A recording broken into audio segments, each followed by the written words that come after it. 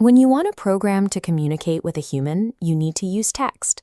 In Python, you create that text by typing a sequence of characters and encasing them in matching single or double quotes, creating what's known as a string literal.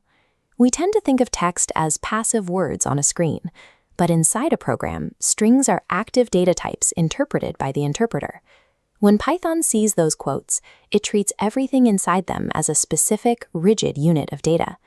This animated diagram shows exactly what happens when that rigidity becomes a problem.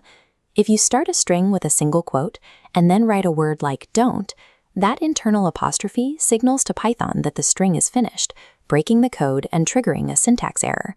Code also requires text to adapt. A video game over screen needs to display more than a static label.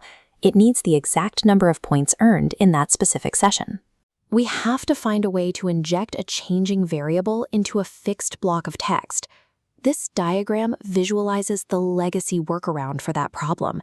You had to use the plus operator to literally glue strings together, and if your variable was a number, you had to force it into text using the str function before it could be attached.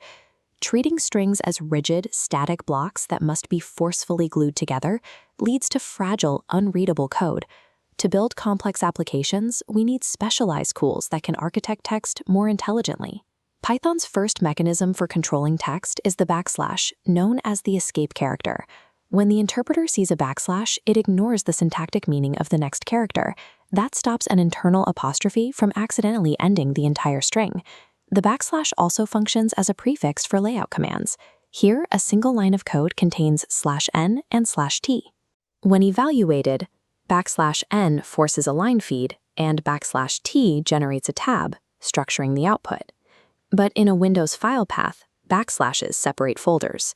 If a folder starts with T, Python reads it as a tab, ruining the path. By typing in R prefix, you create a raw string, commanding Python to treat backslashes literally, disabling escapes. Escape characters in raw strings successfully manage layout and collisions, but they offer no solution for injecting data. To solve that, we have to look beyond literals and into string methods. This diagram demonstrates the .format method. You place curly braces inside the string to act as empty placeholders. Then you call .format at the end, passing variables to drop into those specific buckets. This improves code readability by completely separating the layout of the text from the variable data. You no longer have to chop your string into tiny pieces just to insert a single changing number. The limitation here is distance. Because variables are passed at the very end of the string, long statements become disconnected and hard to track. You are constantly looking back and forth. Python 3.6 solved this by introducing the formatted string literal, or f-string, denoted by an f.